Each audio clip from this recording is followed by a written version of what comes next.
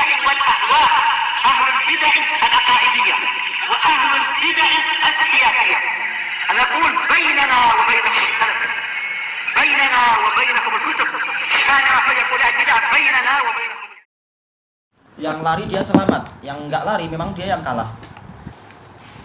Rugi betul. Iya. Kalau lari dia namanya rusak, kalau nekat langsung masuk neraka, rugi terus. Yang betul adalah tobat. Bismillahirrahmanirrahim. Qala al-Imam an-Nawawi rahimahullahu taala al-haditsul rabi' wa an Abi Hurairah radhiyallahu anhu an Rasulillah sallallahu alaihi wasallam qala. Dari Abi Hurairah radhiyallahu an dari Rasulullah SAW yang bersabda, innahu la ya'tir rajulu as-saminul azimu yaumal qiyamah. Sungguh nanti akan ada seseorang yang dia itu gemuk dan besar pada hari kiamat. La yazinu indallahi janaha ba'udah. Tetapi dia itu di sisi Allah Ta'ala nanti tidak setimbang dengan sayap nyamuk. Ini malu sekali tentunya. Muttafaqun alaih.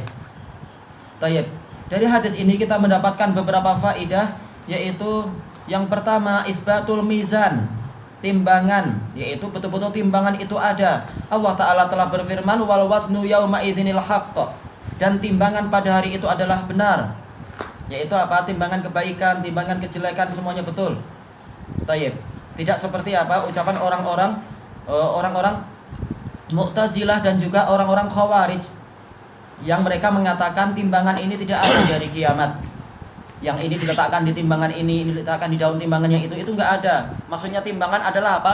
Al-qistu itu sendiri, keadilan. Timbangan enggak ada. Kenapa? Karena yang namanya amalan itu sesuatu yang maknawi. Sesuatu yang maknawi, tidak mungkin dia ditimbang. Seperti apa? Seseorang sholat, kenyataannya mana? Sholat itu mana? Mana yang akan kita timbang, barangnya mana? Kata mereka, itu adalah sesuatu yang maknawi. Gimana sesuatu yang maknawi itu ditimbang? Inilah hasil dari apa? Orang-orang yang mengagungkan akal. Mereka akhirnya apa? Betul-betul meremehkan kekuasaan Allah. Dan memang mereka sudah terbiasa untuk apa? Mengingkari kekuasaan Allah, mengingkari takdir. Takdir adalah kudrah, kemampuan Allah. Makanya mereka menganggap mustahil untuk sesuatu yang maknawi itu dirubah menjadi sesuatu yang hissi, sesuatu yang boleh ditangkap oleh indera. Padahal banyak dalil yang menunjukkan bahwasanya di hari kiamat itu sesuatu yang maknawi akan dirubah menjadi sesuatu yang hissi. Buktinya apa? Yaitu ketika kita di alam kubur, nanti akan datang orang yang menemani kita. Kalau kita adalah orang yang beramal soleh, maka yang menemani kita adalah orang yang bajunya harum, wajahnya indah, dan juga apa? Ucapannya baik. Tapi kalau kita ini adalah orang yang jahat, naudzubillah, maka yang datang menemani kita adalah orang yang wajahnya buruk, ucapannya jelek, dan juga apa? Bajunya itu busuk. Ketika ditanya, kamu ini siapa? Dia mengatakan, saya adalah amalanmu. Yang baik ya baik, yang jelek ya jelek. Menunjukkan bahwasanya amalan-amalan itu nanti akan dibuat menjadi memiliki jasad di alam kubur. Demikian pula nanti di hari kiamat. Apa itu? Ta'ti Al-Baqarah wa Ali Imran ghayayatani au ghamamatan tashfa'u li ashabihima hatta yadkhulul jannah. Nanti di hari kiamat qiraah Al-Baqarah dan qiraah Ali Imran itu akan datang bagaikan rombongan burung atau sebagaikan potongan awan yang menaungi seseorang sehingga dia tidak kepanasan. Dan bacaan Al-Qur'an, bacaan Al-Baqarah dan Ali Imran ini nanti akan mensyafaati orang-orang yang rajin membacanya sampai mereka itu masuk ke dalam surga. Itu menunjukkan memang amalan itu nanti akan dibuat memiliki jasad. Sebagaimana juga hadis muttafaqun alaih, hadisnya Pak Abi Hurairah kah? Ana terlupakan. Apa itu? Rasulullah bersabda, yu'ta bil mauti ala surati kabshin amlah. Nanti kematian itu akan didatangkan dalam bentuk seperti kambing yang berwarna kelabu, gabungan antara hitam dan putih, hatta yuqafa bainal jannati wan nar, sampai kemudian dihentikan di antara surga dan neraka, dan seterusnya sampai apa? Kemudian disembelih kematian itu. Orang Mu'tazilah mengatakan ini mustahil. Gimana kematian itu dimatikan? Ini kalau apa? Pakai akal kalian segalanya mustahil. Kalian itu lemah, tahu diri. Untuk Allah tidak ada yang mustahil. Allah fa'alul lima yurid. Allah itu maha melakukan apa yang dia inginkan. Allah itu ghalibun ala amrih. Dia itu selalu menang di dalam urusannya. Maka apa? Tidak ada yang mustahil bagi Allah. Sesuatu yang maknawi dirubah menjadi hissi, dan kemudian boleh apa? Boleh disembelih atau boleh ini, boleh itu. Maka seperti itu pula nanti di timbangan. yaitu amal soleh nanti akan didatangkan dalam bentuk apa? Dalam memiliki wujud, memiliki sosok. Demikian pula apa? Amal yang jelek dia akan memiliki sosok. Nah, nanti dia akan ditimbang. Yang baik diletakkan di daun timbangan yang ini, yang jelek diletakkan di daun timbangan yang itu, lalu kemudian apa? Ditimbang mana yang lebih berat. Tayyib, ini menunjukkan timbangan betul-betul ada. Kemudian dari hadis ini pula kita mendapatkan faedah bahwasanya al-mauzun as-sani huwa sahibul amal. Yang ditimbang yang kedua adalah pemilik amalan. Yang pertama tadi apa yang ditimbang? Yaitu amalannya. Karena nanti di hari kiamat yang ditimbang itu 3.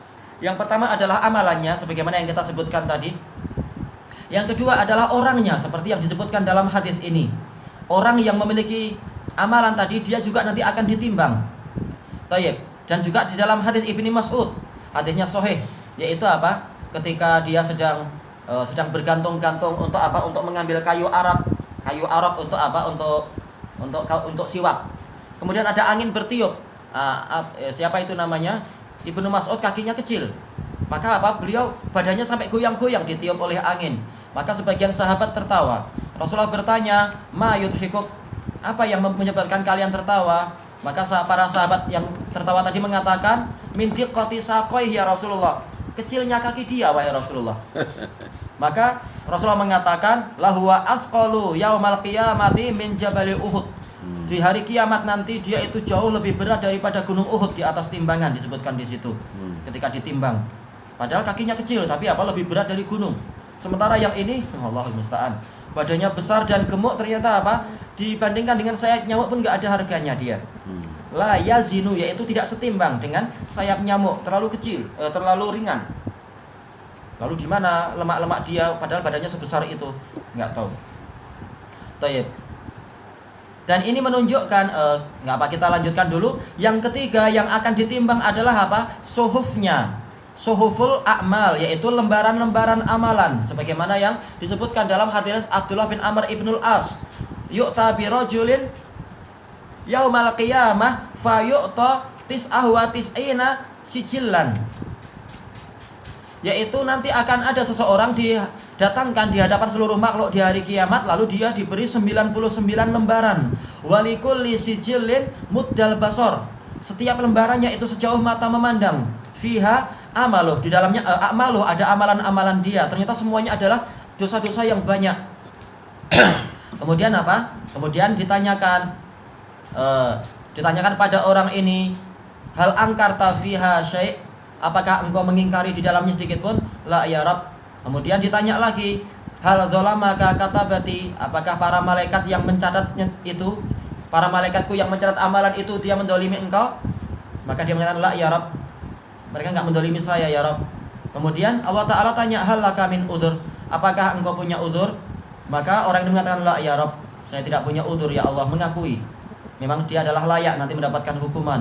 Maka Allah berfirman, bala innalaka indana udzra. Bahkan engkau memiliki udzur di sisi kami, engkau memiliki faktor pemaafan. Kemudian apa? Dikeluarkan untuk dia satu bitokoh, satu kartu. Namanya bitokoh adalah kartu yang kecil aja. Tertulis di situ la ilaha illallah Muhammadur Rasulullah. Kalau nggak salah ada lafaz Muhammad atau al-muhim adalah la ilaha illallah itu. Kemudian diletakkan di timbangan itu fatashatis suhuf. Maka ternyata seluruh lembaran yang 99 yang besar tadi semuanya berterbangan. Tidak kuat untuk apa? Dibandingkan dengan bitokoh tadi. Menunjukkan nanti apa itu? Bahwasanya kitab lembaran amalan itu juga akan ditimbang. Baik. Dan juga dari hadis ini, hadis yang di hadapan kita ini, kita mendapatkan faedah bahwasanya al-mu'tabar indallah al-amal. Yang terpandang di sisi Allah adalah amalan, bukan apa? Bukan fisik seseorang. Sebagaimana yang telah kita lewati dari hadis Abi Hurairah juga itu di Sahih Muslim itu. Apa itu? Innallaha la yanzuru ila suwarikum wa amwalikum, walakin yanzuru ila qulubikum wa amalikum. Sesungguhnya Allah tidak melihat kepada badan-badan kalian dan juga kepada harta kalian, tetapi Allah melihat kepada hati kalian dan amalan kalian. Maka yang terpandang nanti di sisi Allah adalah apa? Amalannya. Makanya walaupun dia itu orang yang nggak tahu istilahnya tingkat apa itu Hercules atau apa kata orang-orang itu, tapi kalau dia amalannya jelek maka dia jadi lebih ringan daripada sayap nyamuk, apalagi nyamuknya. Maka menunjukkan yang terpandang adalah amalan, bukan sekedar besarnya badan dia. Sebagaimana yang disebutkan oleh Imam Ibnul Qayyim rahimahullah di dalam Ad-Da'wa Dawa, orang-orang Persia dan Romawi, mereka adalah prajurit yang terlatih, badannya besar-besar. Sementara para sahabat banyak yang badannya kurus-kurus, tapi ternyata kalah mereka ketika perang melawan para sahabat. Kekuatan fisik mereka mengkhianati mereka di kondisi yang paling diperlukan. Sementara kekuatan iman para sahabat itu sangat membantu mereka di kondisi yang sangat diperlukan. Sehingga fisik yang lemah itu menjadi lebih kuat daripada orang-orang yang lain tadi. Jadi yang terpandang adalah kekuatan hati. Makanya inilah yang diinginkan oleh Imam An-Nawawi tentang keutamaan kaum muslimin yang lemah. Walaupun maksudnya bukan hanya lemahnya, tapi jiwanya kuat, jiwanya adalah penuh keimanan itu. Walaupun fisiknya lemah dan tidak terlalu memperhatikan masalah-masalah yang orang kafir memperhatikan. Iya, semacam itu. Fitness dan lain-lain. Intinya adalah itu. Dan juga dari hadis ini kita mendapatkan faidah bahwasanya Allah Ta'ala itu maha adil. Seandainya keadilan itu ditimbang dengan semata-mata berat seseorang, niscaya kaum mukminin akan kalah melawan orang kafir. Tetapi Allah maha adil, bahwasanya walaupun orang kafir itu mereka memiliki kekayaan yang banyak sehingga vitaminnya banyak, bahkan mereka pandai untuk membahas masalah vitamin, protein dan lain-lain itu. Tetapi sementara mukminin hidupnya sesuai dengan apa yang dimudahkan oleh Allah, masalah gizi semampunya dan seterusnya. Tetapi nanti di hari kiamat justru itu yang terpandang. Nanti itu yang sangat bermanfaat, yaitu bukan masalah fisik-fisiknya, bukan pula masalah makanan jasmaniyah, tapi makanan rohaniyah yang terpandang sekarang. Jasmaniyah sudah selesai di dunia. Sekarang yang berlaku adalah rohaniyahnya. Makanya yang penting adalah gizi rohani. Sementara gizi jasmani itu untuk membantu, bukan sebagai sesuatu yang paling penting. Semua penting, tetapi yang lebih penting adalah rohaninya. Yang mana kalau rohaninya itu sehat, maka dia ini yang akan membantu diselamatkannya kita di hari yang nilainya itu seharinya adalah bagaikan 1000 tahun itu, dan dia adalah hari yang kekal nantinya. Sementara kalau sekedar urusan protein, vitamin dan lain-lain di dunia, maka dia ujung-ujungnya hanya sampai pada akhir hayat kita. Habis itu kalau sudah masuk ke dalam tanah, maka binatang-binatang serangga tanah nggak lihat, oh dia proteinnya banyak enggak ini. Nanti jangan-jangan kalau dia kalsiumnya banyak, gigi kita patah. Nggak akan memikir itu. Apapun akan mereka hancurkan. Makhluk-makhluk tanah itu akan menghancurkan siapa yang dikubur di situ. Justru yang terpandang bukan itu. Yang terpandang adalah apakah dia hafal Quran. Kalau dia hafal, boleh jadi dia tidak akan hancur badannya. Apakah dia adalah orang yang rajin berjihad, boleh jadi dia tidak akan hancur badannya. Apakah dia rajin mengajarkan Al-Quran. Kalau dia rajin mengajarkan Al-Quran dengan ikhlas, ya rahmatullah, maka badannya tidak akan hancur, dan seterusnya. Jadi yang dipandang bukan masalah itu, tapi yang dipandang adalah rohaninya. Tayyib, ilahuna wallahu a'lam.